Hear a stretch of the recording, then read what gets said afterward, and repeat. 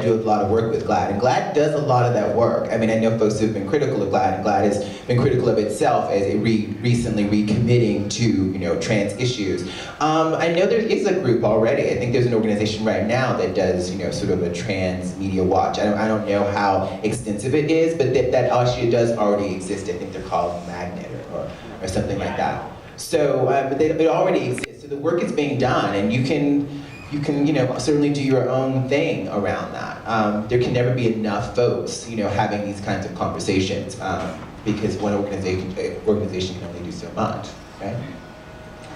No, excuse me? It takes money. Yeah, that's a different workshop. funding this kind of work. Hey, speaking of GLAAD, so hi, I'm Nick Adams. I work at GLAAD. I'm the Associate Director of Communications there, and I'm a trans guy.